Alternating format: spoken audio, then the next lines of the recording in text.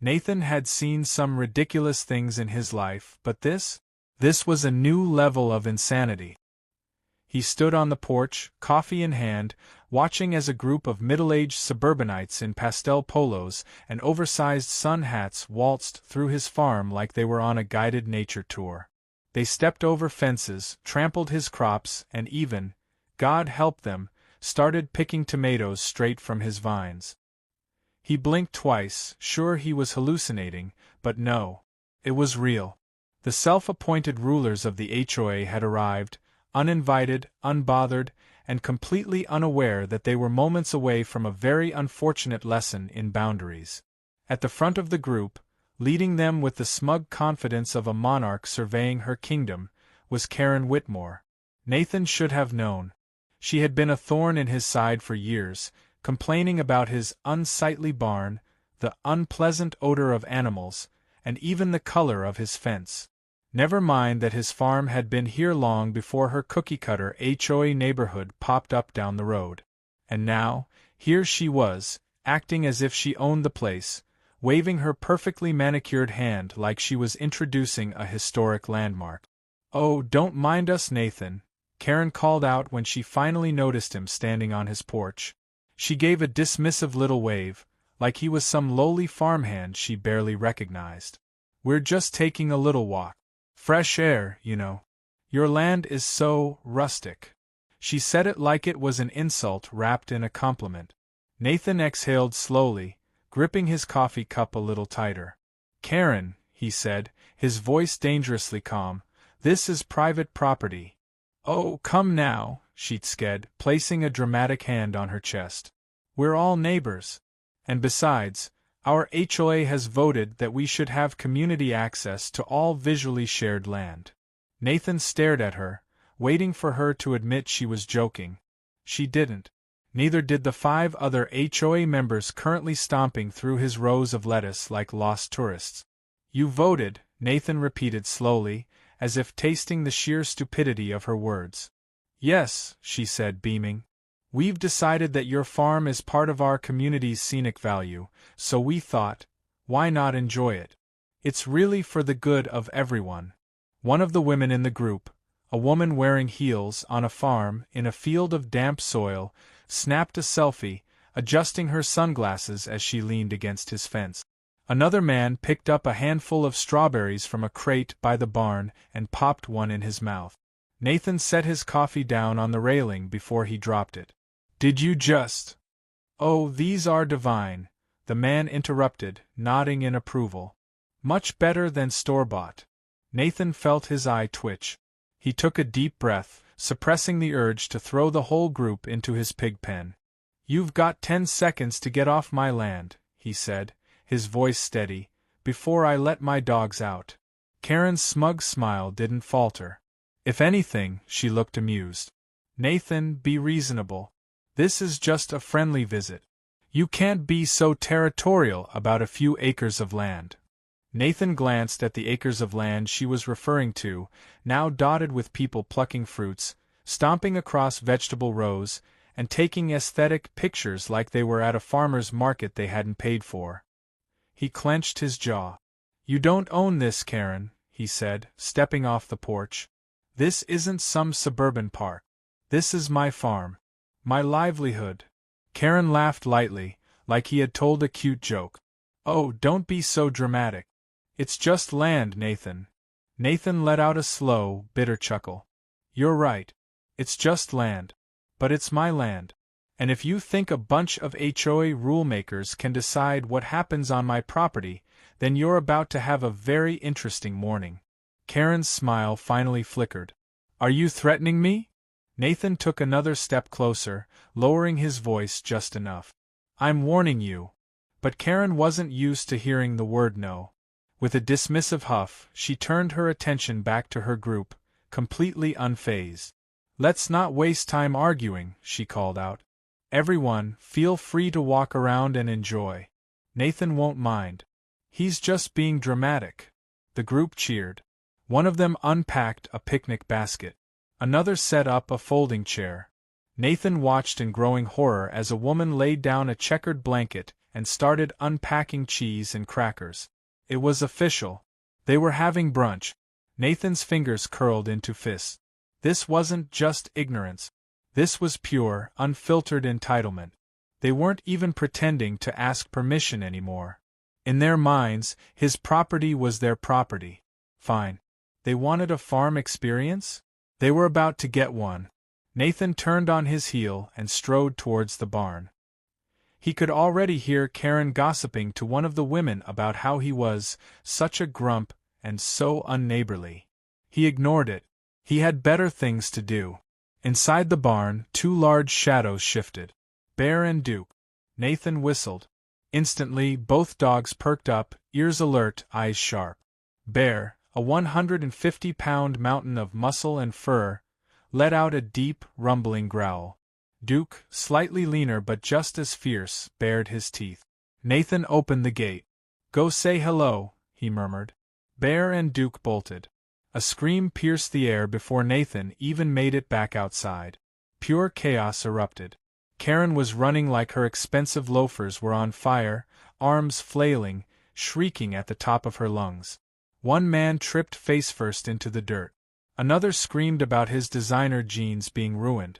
The picnic basket went flying, sending cheese and crackers soaring through the air. Nathan leaned against the porch railing, watching the spectacle unfold with the calm satisfaction of a man who had finally won. "Have fun," he called over the screaming. Bear and Duke, trained to chase but not attack, did their job beautifully.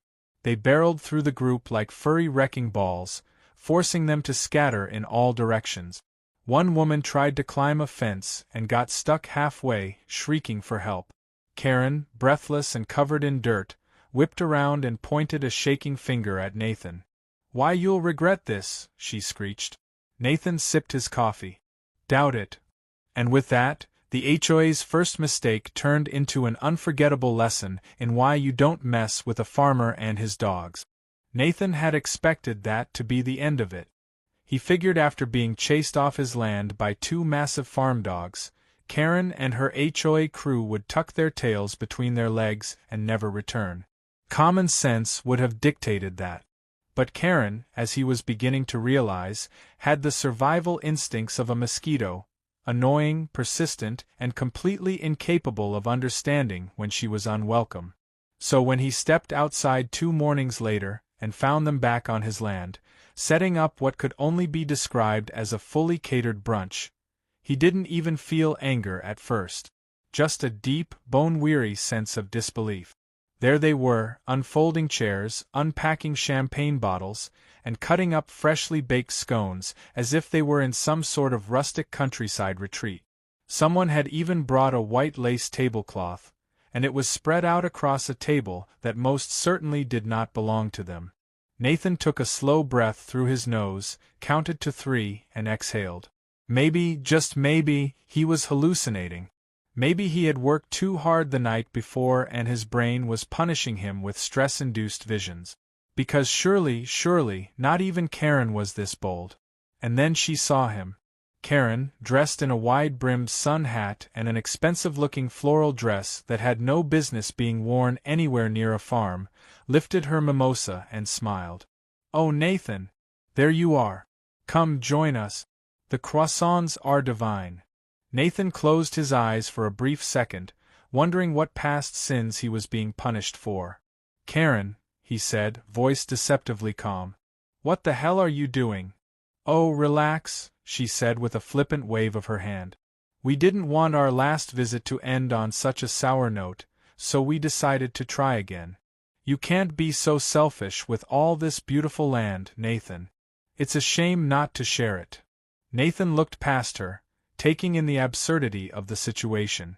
One woman was spreading brie on a cracker, completely unbothered by the fact that she was seated on stolen property. A man in khaki shorts was pouring himself a second glass of champagne, chatting animatedly with another HOA member like they weren't trespassing in broad daylight. "Let me get this straight," Nathan said slowly, eyes locked onto Karen. "You got chased off my farm, barely escaped being eaten by my dogs, and your next thought was, let's do that again, but fancier? Karen laughed like he had said something endearing. Oh, don't be so dramatic.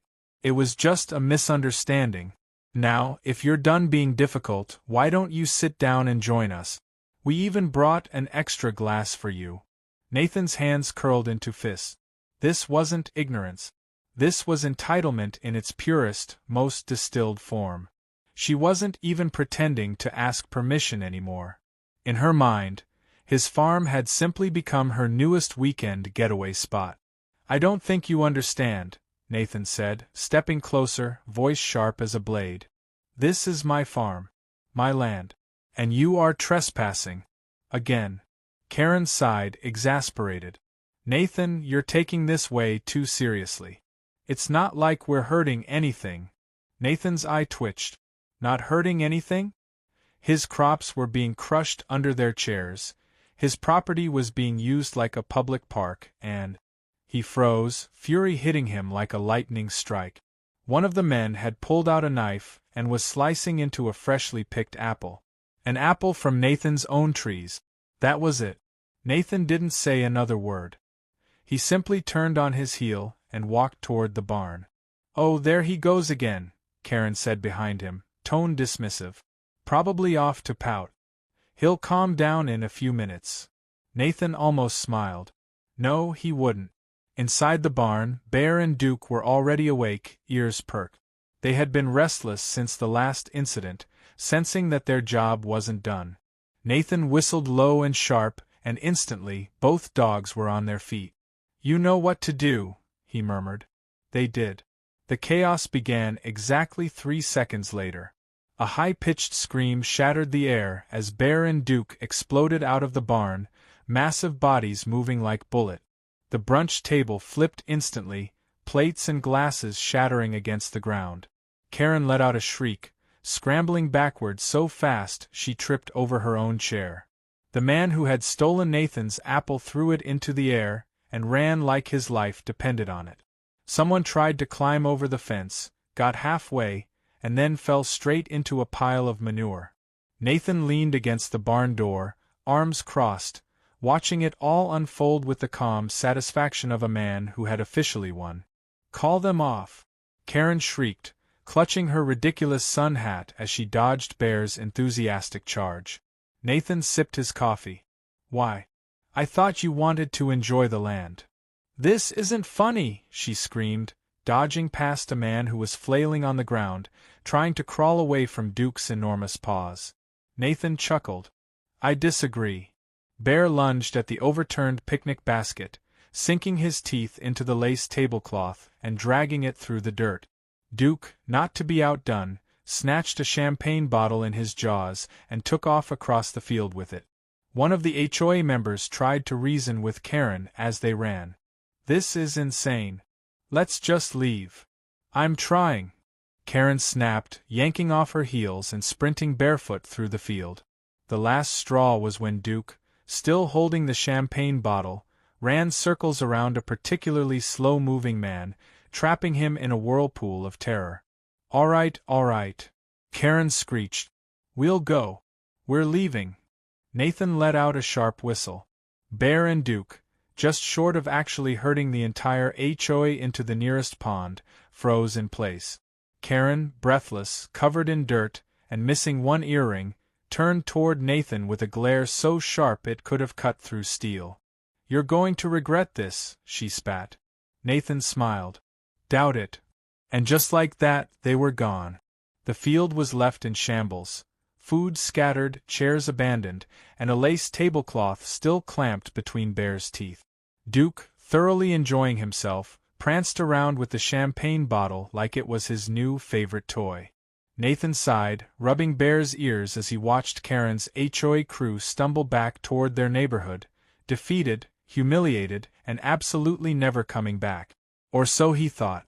Nathan had hoped, foolishly, that this time would be the last. That maybe, just maybe, Karen and her group of entitled suburban warriors would finally take the hint and stay out of his land. But deep down, he knew better. People like Karen didn't just accept defeat. They didn't know how to. They were the type to double down on stupidity, convinced that persistence was the same thing as being right. The proof of this came 2 days later when he received a formal letter from the HOA, stamped and everything.